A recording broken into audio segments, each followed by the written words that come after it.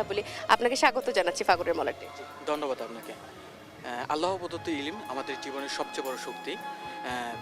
বইটি শুধু তথ্য দেয়নি, এই বইয়ে তথ্যকে বাস্তব জীবনে প্রয়োগ এবং এর যে দক্ষতা এবং সফলতার শক্তিতে রূপান্তরের পথ দেখায়। একটি কলম পার একটি জাতিকে জাগিয়ে তুলতে, আর একটি চিন্তা পার একটি প্রজন্মকে আলোকিত করতে। আমি দেখেছি অনেক শিক্ষার্থী অনেক পড়াশোনা করার পরেও সে তার কাঙ্ক্ষিত ফলাফল পায়নি। এটার কারণ হলো সে সঠিক পদ্ধতি না জানার কারণে, কিংবা সঠিক পদ্ধতিতে সে পড়াশোনা না করার কারণে এই ঘটনাগুলো ঘটে। এই যে ব্যাপারগুলো, এগুলো কেন ঘটে, এই ব্যর্থতাগুলো থেকে ওভারকাম করে কীভাবে আসতে হবে, এই বিষয়গুলো নিয়ে আমি আমার এই বইয়ে লিখেছি। এছাড়াও এই বইয়ে অনেকগুলো টপিক আছে। যখন পাঠক এই বইটি পড়বে তখনই বুঝতে পারবে যে আসলে এই বইয়ের মধ্যে কী কী লুকায়িত আছে। বইমেলার আজ শেষ দিন, একদমই এই বছরের মতো বইমেলার শেষ দিন, আরও একটি বছরের অপেক্ষা। কেমন লাগছে, কি অনুভূতি? জি, আসলে বইমেলার প্রথম দিকে একটু মনক্ষুণ্ণ ছিল, মন খারাপ ছিল প্রকাশকদের এবং কি লেখকদের। তো এখানে যে ব্যাপারটা ছিল, প্রথম দিকে আসলে খুব বেশি পাঠক ছিল না, একদম জনশূন্য ছিল। এই পাঠক শূন্য থাকার কারণে সবার একটু মন খারাপ ছিল, কিন্তু আসলে শেষের দিকে মানে গত 2 দিন ধরে পাঠকরা আসছে, মনে হচ্ছে যে বইমেলা প্রাণ ফিরে পাচ্ছে। আর সবচেয়ে বড় কথা যেটা, আসলে প্রথম দিকে বইয়ের খুব বেশি অর্ডারও ছিল না, অনলাইনেও না, অফলাইনেও না। কিন্তু এই যে শেষের যে সময়টাতে, এই সময়টাতে এসে মোটামুটি দেখা যাচ্ছে যে অনেক পাঠকরা এই বই কিনছে, অর্ডার করছে। এটা একটা আনন্দের বিষয়। মানে আসলে শেষের দিকে যে প্রথমে যে আক্ষেপ অনুক্ষুণ্ণের বিষয়টা ছিল, সবকিছুকে ছাপিয়ে শেষের দিকে কিন্তু বইমেলা জমে উঠেছে।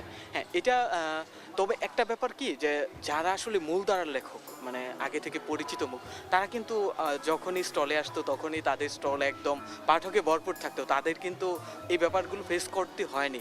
নতুন লেখকদের যেভাবে ফেস করতে হয়েছে, আসলে নতুন লেখকদের কিন্তু পাঠক তৈরি হয় বইমেলার মাধ্যমে। তা আসলে এইরকম একটা বইমেলার হওয়ার কারণে সে আসলে পাঠক তৈরি করতে পারছিল না। এই জায়গাটায় একটু মনক্ষুণ্ণের ব্যাপারটা ছিল। কিন্তু আমি আশা করি এই মুহূর্তে আসলে প্রত্যেকের সে ব্যাপারটা কিছুটা হলেও একটু কমে গিয়েছে। আচ্ছা, এবং কি কি বই কেনা হয়েছে? নিজের বই সম্পর্কে তো, আপনার নিজের বই সম্পর্কে তো জানলাম, কার বই কেনা হয়েছে কিনা, আসলে প্রতিদিনই কি বইমেলাতে আসা হচ্ছে কিনা? যে আমি আসলে প্রথম দিকে বইমেলায় আসতে পারিনি। আর সবচেয়ে বড় ব্যাপার ছিল ওই যে আপনার প্রকাশক এবং লেখকদের একটা ব্যাপার ছিল যে বইমেলা প্রত্যাহার করবে এরকম। তো ওই ব্যাপার থেকে আসলে একটু ছিলাম যে আসলে যাব কি যাব না। তবে শেষের দিকে আসলে আসা হয়েছে। আমি অনেক স্টল ঘুরেছি, বই দেখেছি। এর মধ্যে আসলে আমি সালমান হাবিব ভাইয়ের একটা বই কিনেছি, আল্লাহকে ভালোবাসি। এর বাহিরেও কিছু বই কিনেছি। তো আরও কিছু বই কিনবো আজকে, তো সেই প্রস্তুতি নিয়ে এসেছি। আবার আরেকটা বই কিনেছি, কবিতার বই, সেটা হলো কাঠগোলাপের হাসি আমি তোমায় ভালোবাসি। এই বইটাও আমার সংরক্ষণে রয়েছে আর কি। এবং শেষ দিনের বইমেলা এসে যদি কিছু বলবার থাকে? জি, আসলে আমি বলবো যে যে ব্যাপারটা বলতে চাচ্ছি সেটা হলো, একটু কর্তৃপক্ষের দৃষ্টি আকর্ষণ করব যেন আসলে এই ব্যাপারটা পরবর্তী সময় না হয়। কারণ এটা হলে হয়তো একটা সময় এই মন খারাপটা থাকবে না, কিন্তু এটা হলে আসলে প্রকাশক এবং লেখক উভয়ের জন্য অনেকটা ক্ষতি হয় আর কি। সো এই ব্যাপার যদি তারা একটু ভালোভাবে নজর দেয় তাহলে ভালো হয়। অসংখ্য ধন্যবাদ আপনাকে আমাদের সঙ্গে যুক্ত হবার জন্য। আপনাকে অসংখ্য ধন্যবাদ।